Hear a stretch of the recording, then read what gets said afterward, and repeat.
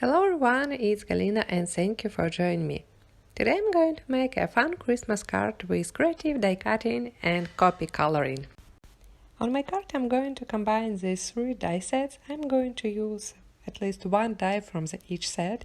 Full supply list you can find in the video description below as well as in the comments. And also I'm going to use this cute stamp set called Happy PAWLIDAYS. To cut out a card panel, I'm going to use this large rectangle die with round corners.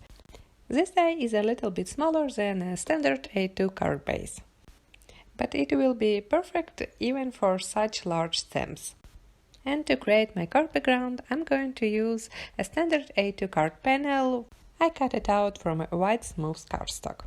And I'm going to place this rectangle die as well as coordinated dies for my stamped image to make sure I will apply my inks in the right position.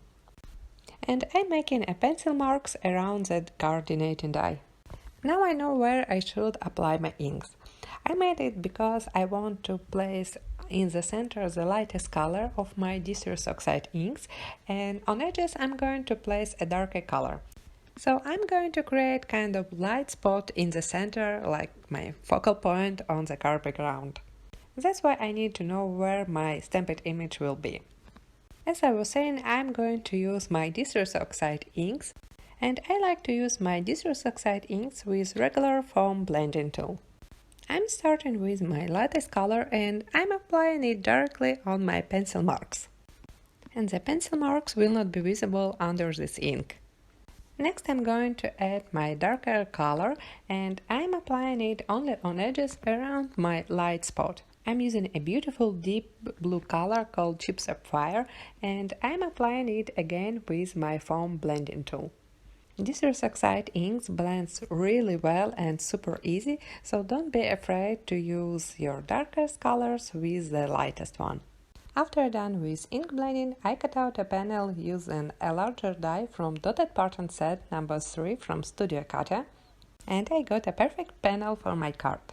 Next I'm going to combine a regular rectangle die with a border die to embellish the bottom of my card.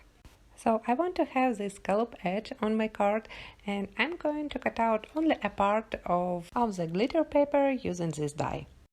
And with the red cardstock I'm going to use these two border dies.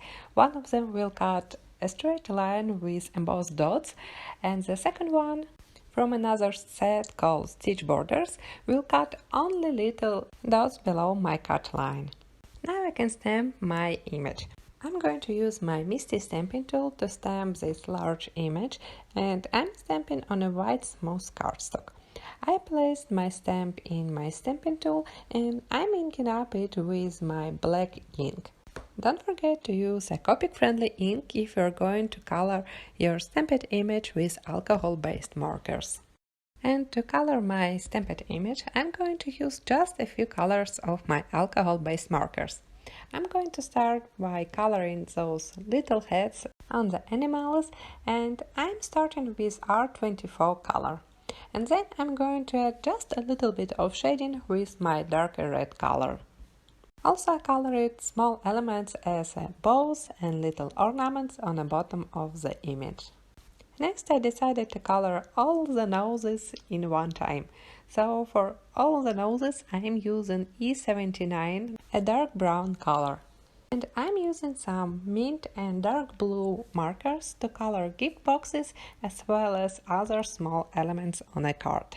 In the same way I colored all the gift boxes you may find on this pretty detailed image, and also I colored with my blue markers a little scarf on the top doggo. And to color dogs and cats I decided to use same brown colors. I'm using E53, E55, E35, all my light brown markers. I will write in a blog post all colors I use for those images.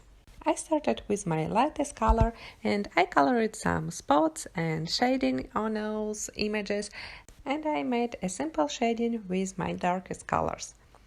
Now I can put all the card details on my card base. At first I'm attaching my glitter scallop border, and then I'm covering up with my red paper stripe. After I glued them together, I can trim off the excess with my scissors and adhere the card on a standard A2 card base. To create the sentiment, I used a beautiful script die that you can find in a coordinating die set for the Happy PAWLIDAYS stamp set, and I cut it out few times from a different cardstock. On the top layer, I'm going to use a glitter white cardstock, and for the bottom layer, I used the black cardstock. I cut out few more sentiments from a regular white cardstock to create a dimension on the sentiment. I cut out the stamped image with a coordinating die, and now I'm going to foam mount it on the card base. To embellish the card and also to finish my winter look, I'm going to use a matte crystals from Studio Katia. They call the Snow Crystal Mix, and actually you can use it as snowflakes, stars, and any kind of embellishments. And here is my finished card, and also I want to show you how I decorate my card inside. I stamped few sentiments from a Happy PAWLIDAYS stamp set on the top of my card, and also I stamped few tiny pause marks. And I leave some space on this card to make a personal note. Let me know in the comments below if you're stamping inside of your cards. And don't forget to subscribe to this channel, and I will see you next week. Bye!